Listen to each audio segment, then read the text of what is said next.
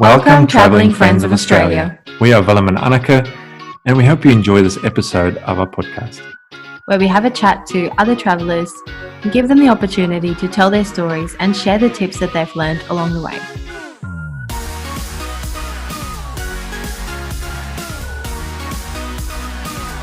So for today's episode, we have got Hollie and Robert from the Neagles Family Travel. They've got some special story to tell you guys, so I hope you enjoy it. Let's welcome Hollie and Robert. Hey guys, how are you? Hey guys. Are you guys in your caravan? Yeah. Good. Easier. It's nice and quiet. Yeah, we are. Oh, that's good. Anyway, nice to meet you guys. Yeah, you guys too. Thanks for obviously coming onto our podcast. We don't run this like a podcast. We run it like a chat. You know, like we're getting to meet you guys and just getting to know you more. And then we just turn it into a podcast really by editing it a little bit and publishing it.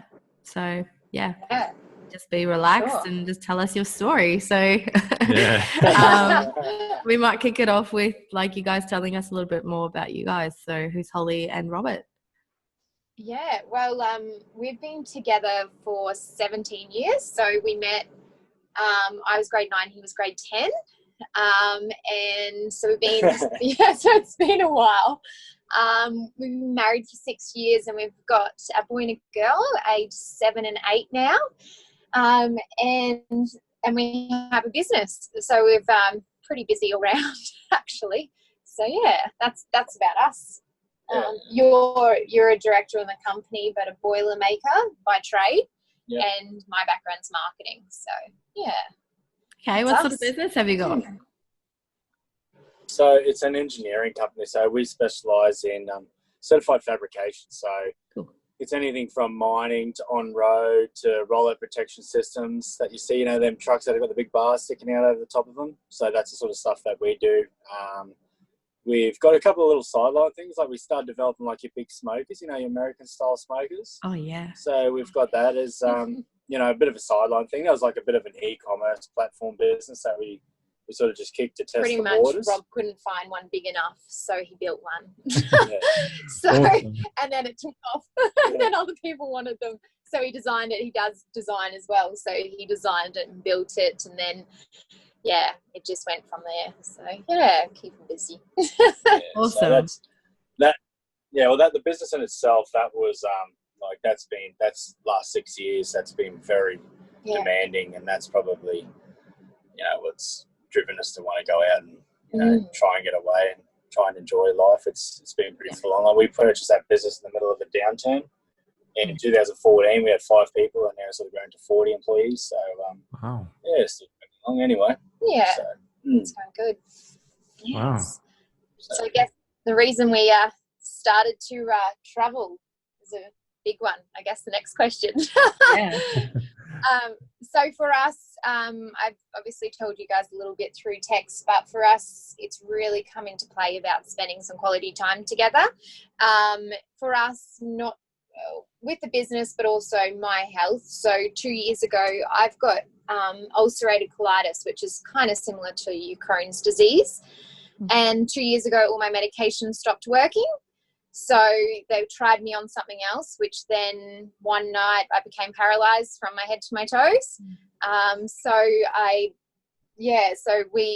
It took a while. No one still knows what's happened. And I had to obviously, I slowly started to get movement back in my body.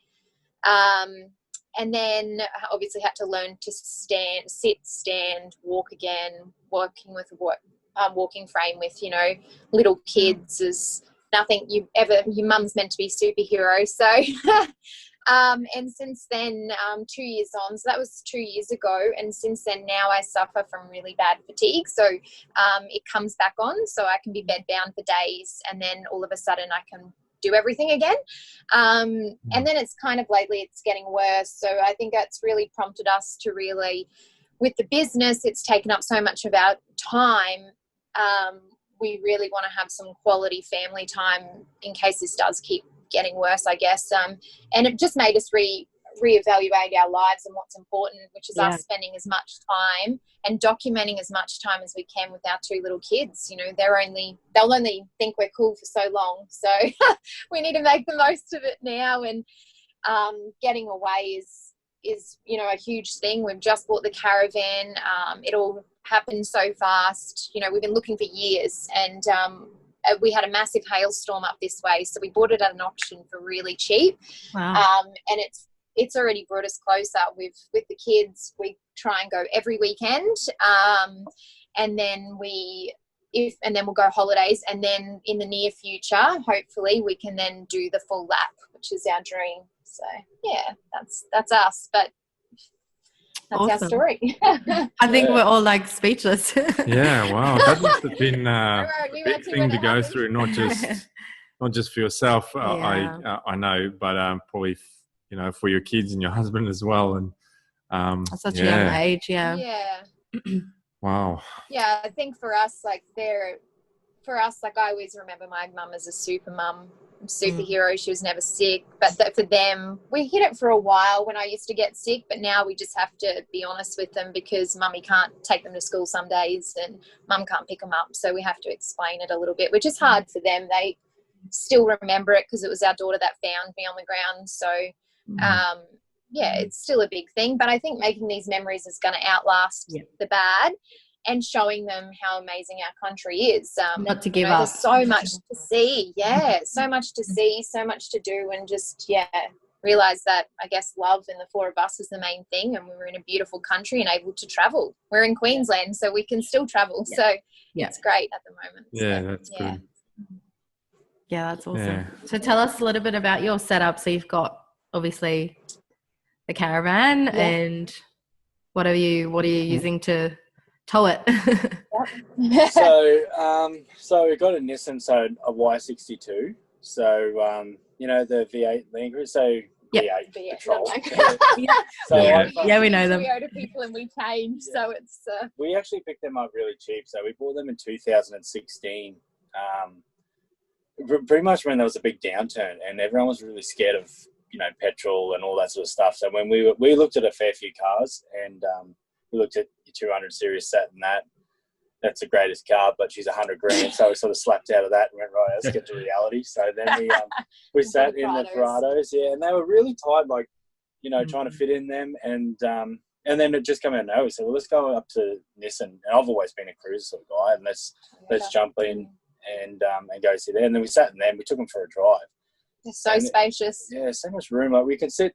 You can put 2 kids' seats, and then I can sit in the middle of the seats. Like so it's got a bit of room there, and then the caravan. Yeah, so that's what we've got. So we picked those up, and they've been a good, reliable car. We haven't had any issues, and we got them. They were sort of 60 on road now, whatever they are, 80 or whatnot. But so that's what we've got. So and then the caravan. So it's a Kidman Droughtmaster. So it's awesome. It's only little. It's only got a double bed. So we make we've made the table, like where we're sitting, goes down into a bed for one of our kids, and the other one is on a bed on the floor at the moment, but we're going to actually build a bunk. I mean, eventually they're going to get older and want to probably be outside. Swag. So take them out. We're just literally like from where we sit now. So I'm just going to run a bracket over here, and that'll run over the top, and then just 2 legs, and it's just almost like a saddle, so the kids can just lie in it, so that'll be one top bunk, and then you can just remove it and throw it underneath the bed. We're just lucky our littlest loves sleeping like in a little cocoon, so it's easy. So we've put him on this tiny little bed, and he loves it. He didn't like being bigger, so for now we're fine. Yeah. But that's what I said before our next trip. I want to, like our long trip, I want to get the bunk just so I don't have to pack up every morning. It's a lot easier. Yeah. But it's a good little van. Like the people that had it, they must have they've just done so well. Like, we didn't ever think we would pick up something like this, and it's the best thing. On the weekends that we are home, we all sleep in it still. So and then it's great. Just we've done a bit of mods to it. Like, we flipped the axles over to give us a little bit more height, so it's more off-road. So I got that, and then we just sort of fitted out them Sirocco fans and just doing a couple of mods of the 3-way fridges to pull your extraction fans out there to sort of give it better cooling. And then we've got one more thing we really want to do, which is put in the system so that we can, I don't know, whatever it is. Yeah, your off-grid solar system. Yeah. So I want it to be able to basically be in the sun, just to it'll run itself. Just you're only trying to push the fridge and run the TV and all that, so you're not sucking major power. So just a lithium system and fit that out, and I think that'll pretty much finish it off. That's pretty much what we need. And then what do you mean, no smoker? You're not going to put a smoker in it? Oven in the bed. We've got a Weber outside, but I think I've actually seen a couple of accounts that I follow on Instagram, and they've got little smokers. So I think we're going to have to downsize because ours looks like a train. Actually, I'll send you some photos. Yeah, please do. I love a good smoke. It was actually one of the couples on our podcast. So the Price family, they have one. They have a little, it's tiny. They can put the ribs in it, and it's full. But I mean, that's all you need sometimes. So, that's actually where I must have heard it, was on your podcast when I heard them. And I was like, it's like a little portable suitcase thing. Yeah. Yeah, rightio. I saw someone today they're fitting out theirs, and they've actually got like a full brewing system in their car because they brew their own beers. Whoa. Like, that's could be dangerous. Yeah, that's something different. Yeah. Like all these driving maybe. But I guess the other thing we've got, which is like the best tip we could ever give anyone that's starting, is buy electric scooters. They have been the best thing we've bought. Yeah. We have seen so much of towns that you wouldn't usually see by going on them. We doubled the kids. I think one day we did 40-something Ks. And we just, and I think yours was only down like 8% of battery. Mine was about half because he obviously got the U-Butte one. But they're unreal. And we have seen so much of towns that, it's the best thing. And even exploring our own town, you just miss so many things because you're either got to drive or you've got to get kids to walk. And this is just, it's unreal. It's like the best thing we've bought. Yeah, that's it. Like they're good fun. I got hooked on them. In Brisbane. Went down there. And, Lime scooters. Yeah, business partners like, we should get on these scooters and ride that. And I was like, not a chance am I riding one of them things.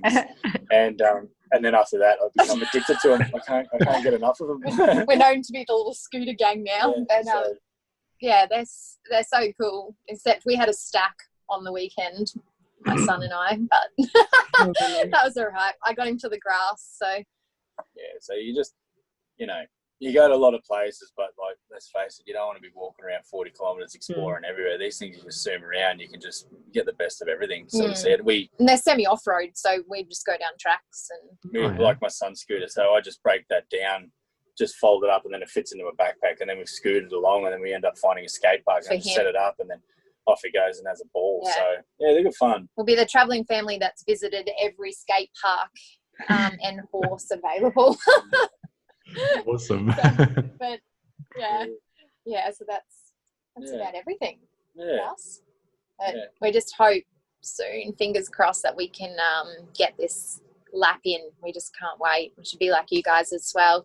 Just be awesome. Just get everything living done. through everyone else. Yeah, you're ahead of us, so you'll be there soon. Yeah, we're still planning ours as well. So we're still far behind, but we'll get there. Yeah. Would it be easy for you then to sort of take your business that you have now and online and just run it remotely, or how's that going to work? Well, look, we ultimately, we are putting the systems in place and all that sort of stuff so it can run autonomously. But the reality of it is, I think until you really get that bet at 100%, you can't leave it. The thing is, it comes down to it's easy. You either look at it and go, the monthly net profit, I walk away and go away, myself and the other business partner, and then you can just quarter that, it goes down to basically nothing. And that's just, not that people don't do that sort of thing, they just miss the sort of critical things that you sort of, I don't know, sort of being the business owner on the spot. So, and a lot of the stuff that we do it's variable. it's not one-off repeat products, so every single thing is different. So it's But our goal is 12 months. That's what we're working on, to be able to then do the lap, have the staff in place that we, can go. That's our goal at the moment. So to try and get that in place so we can do it. That's it. So it's just trying to get them people and building that team, but it's getting there. Like it's come a long way from what it is. But we're talking about expansions now. It'll take it sort of to the next stage, but you can't rush it. But I think that's right. And I think with us, we always thought, we've always wanted to do this lap, and we can't because of the business. And then we thought, well, why can't we? And I think a lot of families can't leave their businesses or can't leave their workplace, but you can still travel on weekends. You can still, take a long weekend, or if there is a long weekend or holidays, it's like, you don't have to go far. There's so, especially, I'm sure it's everywhere, but in Queensland, and central Queensland for us, there is places that we leave Friday after work, after school and work, and then we come home on a Sunday, and it's still so relaxing. You get in there on a Friday night, and then you've got all day Saturday, Sunday to come home. And I think that's been our biggest thing, is realizing, okay, we can't do our dream right now, but we can still make the most of it with our kids, and explore. So that's, well, before we get to the 12 months, we would have hit every place around this area in like a six hour radius. So but we've already got a few trips planned. So and the borders will probably be open by then, so you can maybe go over. So what's your bucket list items there? I guess one for us is definitely going to the Fink Desert Race. Rob's uncle won that numerous times over the years. So if that's a big dirt track in. So that's always been something we want to take the kids to. So we want to travel there. I guess the Gib over to you guys. You're in WA, aren't you? Yeah. And what else? Yeah, I guess the Cape, everywhere. Yeah. There's so many places. I know. The bucket list is huge. And that's why we want to get that system put on there. Like when we do go to that, the off-grid system, so you can pull up on the side of the road once you sort of get to them remote areas, and just you're away. So but it'll be a big help. There's a heap of places that are on our bucket list, but I guess definitely one that's always been there is the Fink. To go at that time. So awesome.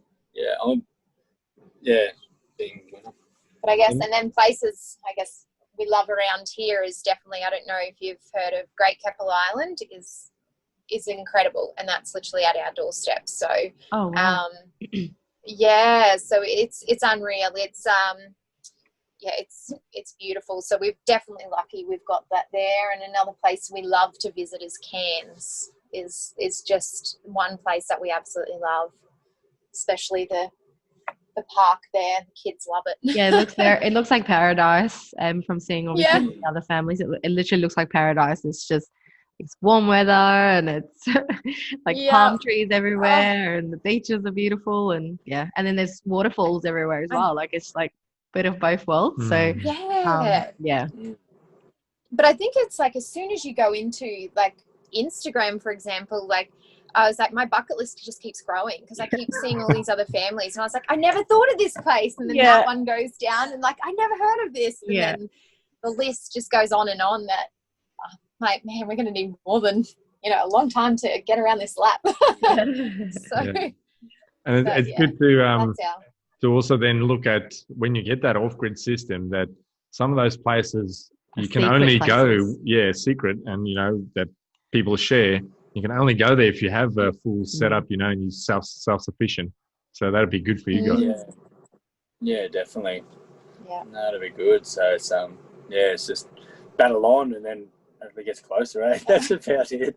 Yeah. Are you massive like four-wheel drivers or not? Like, do you four-wheel drive or really into it? No, not like hardcore four-wheel drive. One of the boys that works at work, he's like hardcore four-wheel drives. He does them all up, and he races the winch challenges, and he wins all those. He's so we've had him out checking the car and the caravan as well with Rob, and then everyone. So, but we do a bit, like we've got like 5 rocks and things like that around, but we're not like crazy. Yeah. I haven't pushed the car to its limits, that's for sure. Not since I got this one, anyway. Yeah. The old cruisers, we probably did a bit more when we were younger. Yeah. Yeah. So do you prefer bush or beach? What's the favorite? Oh, this is a hard one. We just had this discussion when we were buying a mat. One of those recycled mats, and I wanted the country one and he wanted the beach one because we're half and half. We live on acreage now, and we have cows and a horse and all the rest, but then he's a massive surfer, so we're but I always say that there's the two groups when you finish school and you part ways, and it's like you either become a guy that goes and you go down the boating thing, or you become a caravan sort of person in camping, and that it's very rare that do down the middle or do both. But we like the caravan, but I still love the beach and doing all that sort of stuff. But I'm not into the boats that much, so the caravan. But on the beach, like I'd prefer to sort of just tail along the beach and try and find them spots and surf spots as you sort of go along the coast and whatnot. Especially going sort of down south from here. So and then WA would be the ideal with that. But it's so hard. We literally, it was just the other day, had this discussion about what we are, a mix. Oh, you don't have to be one. We just wanted to know what you guys like. You don't have to I'm more bush. So same. I don't like getting sand. Well, like the beach sand everywhere. I like being on the water in a boat, but I don't like being in the water in the ocean. So he's the opposite of you. But then you talk to our friends, and we have people over like every weekend we're home, and because we're on acreage and we have the smokers, they always call us like the block people because we're always out, cooking up for everyone. We've got fires every weekend, like it's cool. So Oh, that's I think we're confusing ourselves. We don't know what we are. So when you're towing a caravan, you find that a lot of people wave to you. Oh, yeah. It's like every caravan, there's always, you're chucking that wave out. So everyone's happy when you're towing a van. Yeah. That's the bottom line. Oh, they're going on a holiday. I know, it's like this. The most depressing thing is you're packing up and then you're driving past, and that's the hardest thing on the Sunday is packing up and then going, oh, it's over, and driving back, and then you're passing them people and they're coming into the spot and you're like, lucky. So jealous. It's always so exciting waving to all of them on the way there and on the way back. It's like a depression wave, you're just like, oh no. But it's gonna be such a good feeling when you pack up and you're not leaving to go home, you're leaving to go to another park, so you're excited to get and so that's gonna be good. And you're not rushed. You can like you can decide, let's just stay another 2 nights or whatever, it's nothing to go back to. That's what I'm waiting for. We can't wait. Same. But I think it's just such a more relaxed lifestyle, and I think already we've started that and really, reevaluated our life and what's important and what's not important, and, having that quality family time is thanks to, I guess, Australia and our caravan. You don't need much to be happy. No. That's the thing. You sort of get caught up with it all, and you've got all this stuff, and you just, you get one thing, and then you think, next thing you're looking at something else and going through that, but it sort of lets you reevaluate. You don't need all that sort of crap, Exactly, You just get by with the bears, but you enjoy life. You get stuck into it thinking you do, it's just that, I guess, society of what you grow think up. you need. Yeah. You grow up thinking, I need to get a degree, I need to get a job, I need to get a home, I need to get a family, and then it just goes on until you're 60, and then you retire, and then it's like, oh, okay, now I can But then go also on my caravan. you get in with your friends and you're like, oh, I got to impress him. I need to buy that car to impress that friend. And, and then my parents think I need to have this, so I need to buy that. And, And I don't want our kids to, we don't want our kids to think like that. And I think they already do a little bit because, that's how, they're brought up in town. But I think that's what we want to, see how much they change and appreciate what they have. So, and what Australia gives us, it's a pretty incredible country. So we should be really, stoked to be able to live here. So. Caravan and a scooter and you're sweet. That's all you need. Caravan, scooter. We have clothes in there that we call our caravan clothes that get washed when we come home and go straight back in, so we can just go. That's a good tip.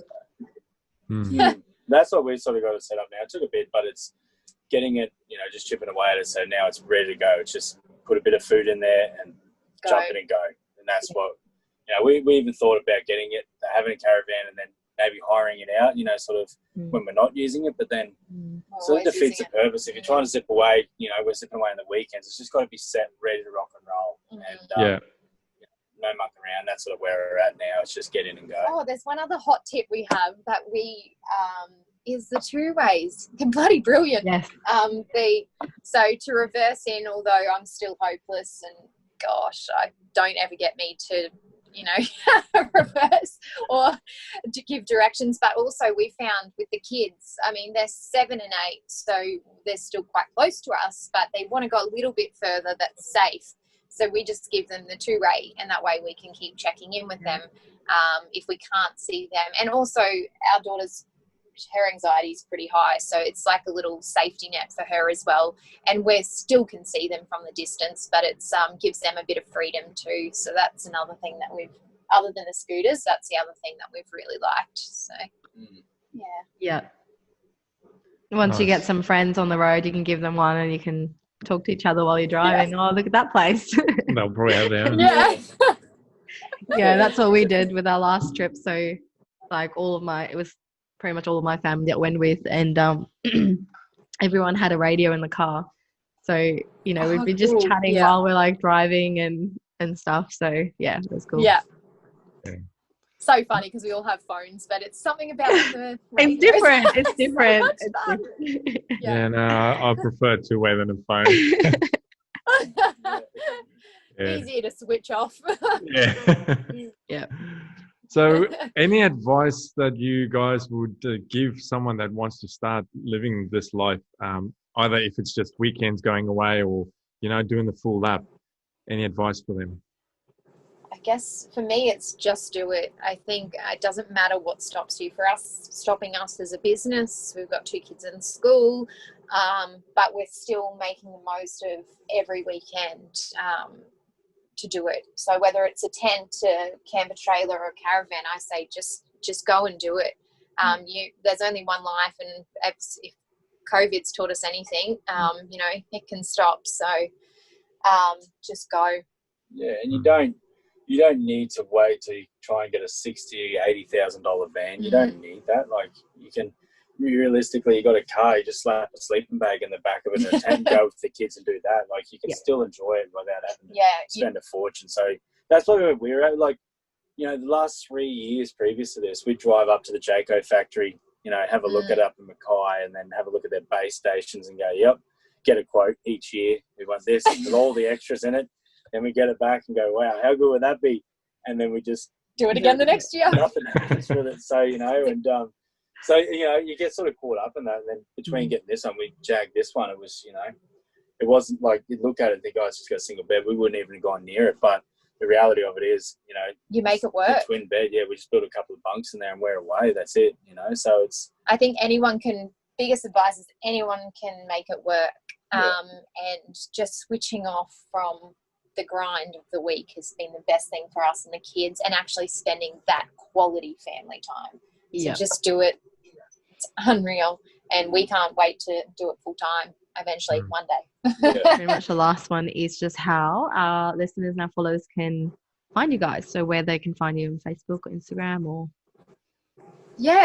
So we're on Instagram it's at the Nagels 14. And we're actually just in the process of doing a little web page up as well. So it's going to have, I guess, a bit of our story and some things that we've found for the kids to just give advice from our side of, low-cost adventures that you can do without spending a fortune. So, so at the Nagels 14, give us a follow and you'll see, our weekend adventures. Sharing your story, intimate story with us, and for coming on and, wanting to do that. So we appreciate it. All I know is I'm going to spend the next hour or so looking at all these smokers now. So. You can't take one in the van, so you're just going to have to sell it if we leave. I don't know, whatever. I think he needs to build a smaller one, just for caravans. I think that's your next mission. You need to design one for caravans. Yeah. they're called tailgaters. That's the ones they do like in the States. They actually do them. They're called tailgaters. Yeah, right. For caravans. No, they clip into the back like a bar. It's just like, Small ones, yeah. in the States there where they go to the games and all that. So they pull out the tow ball and these things just slip in there, and that's where they do their barbecues. It just slips in the tow ball. Well, there you so go. You just have that on the back. Yeah. You already know what it is. Just get it done. If you're driving along and then you got the smoker running and it's just billowing out smoke as you cruise to your next destination, then you're a real boss. I'm with you beer in the back. Everyone will be following the smell and get to where you I'm going to stop. stay next to those guys.